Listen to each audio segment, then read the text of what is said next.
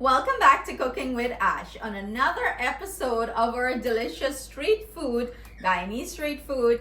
We're going to be making some yummy bara. You know bara had to be in this episode, right? Without that, okay, so let's go ahead and start it. I have here all-purpose flour. I'm going to go in with my ground split peas. Toss that aside. In goes my roasted jeera, brown sugar, salt, and you want to give this a good mix. Mix everything in well. And I'm gonna add my yeast, and I'm using the fast rising yeast here.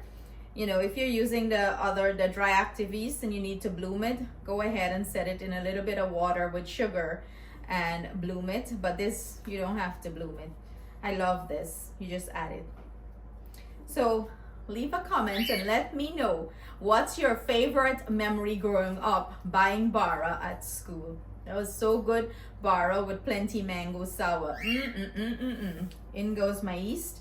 I'm gonna mix that in, and then I will be right back. I forgot to grab the baking powder, so I'm gonna grab some baking powder, and we're gonna bring this nice bara batter quickly together.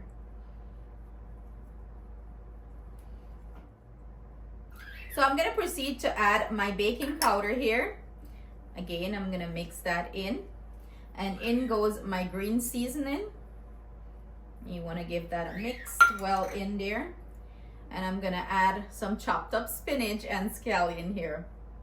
Let me tell you a story. When I was little, how I hated spinach. I didn't want to eat it. I used to get good licks from my mommy because, you know, spinach is a superfood and she wanted us to, you know, eat a lot of vegetable and stuff. Not me. I always was the cry or knock my tongue or holler, me no want this, me no want that, and the licking women is get, and has got to swallow the spinach quick.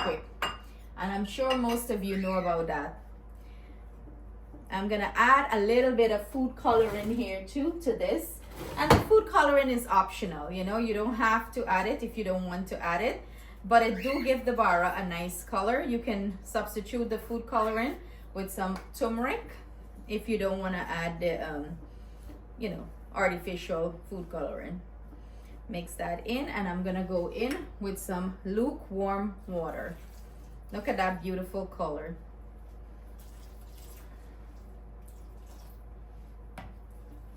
You buy your bara, they put it on your little grease puff paper, and you would lick that paper up and everything.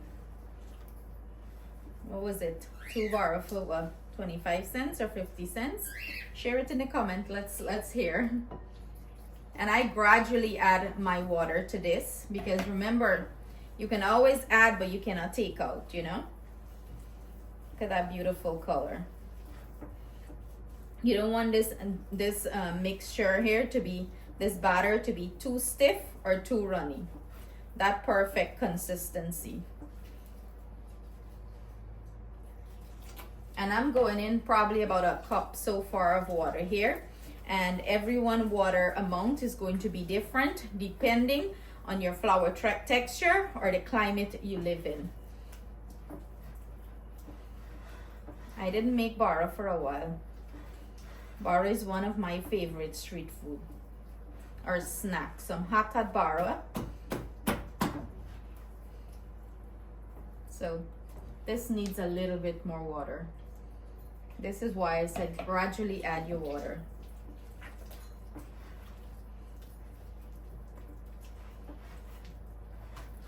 Okay, this is the perfect consistency for me, like that. That is the perfect consistency. So now I'm gonna beat this. My mom always beat it because she said you're whipping air into the bara. That's gonna give you a nice fluffy bara. You see when you can pick up the bara batter like this, you know you have a good consistency.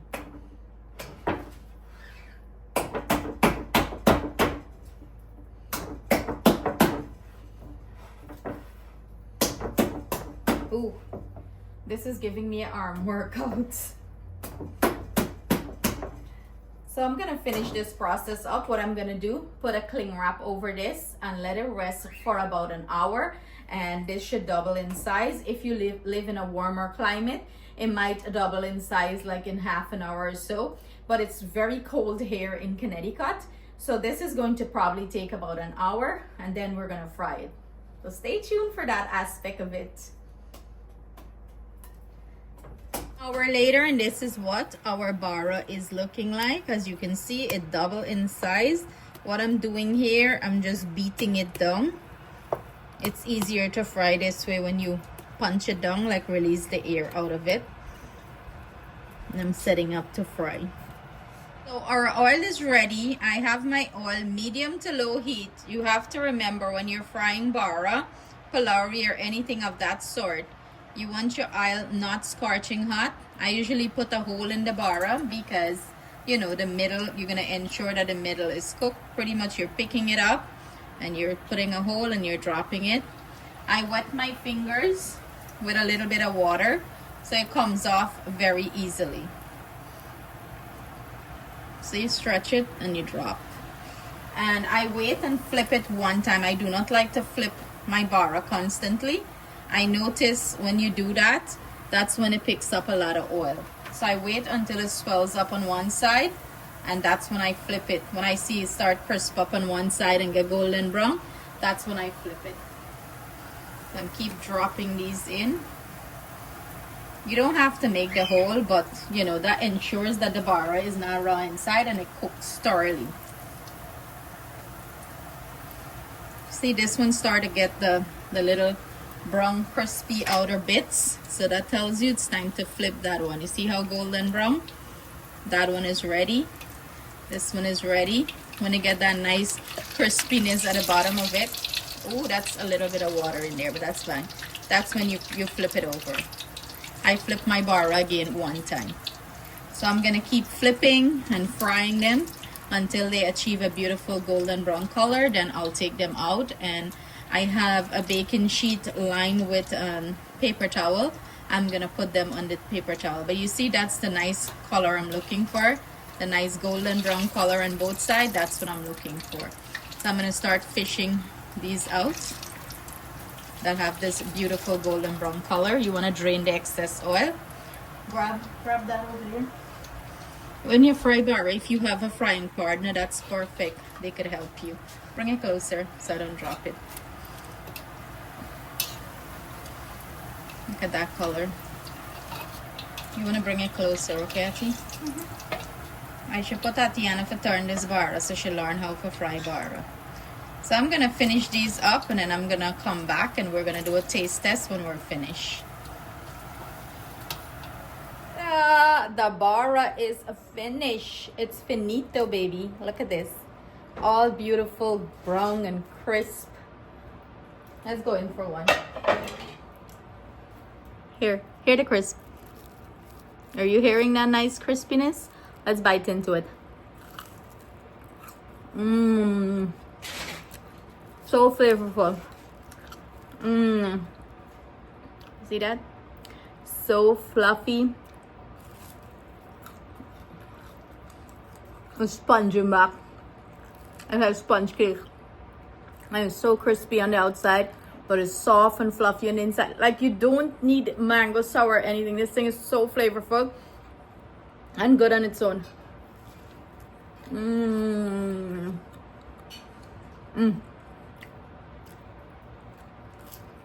Take me back to Ghana right away. Right away. She's not even oily. Look at that. My finger is not even major oily, you know. Can't go wrong. I couldn't get enough of this bara. Perfect amount of salt, seasoning, pepper, everything. It's just delicious. So I hope you guys give this recipe a try. Leave a comment below and let me know your thoughts on it. Thank you so much for joining me today in the kitchen, and I can't wait to share more delicious recipe with you all. Sending love, thanks, and gratitude. See you soon. Stay blessed. Stay safe. Take a bite. Take a bite. Take a bite. This is for everyone. The first bite was for you guys, and the last one is for you guys.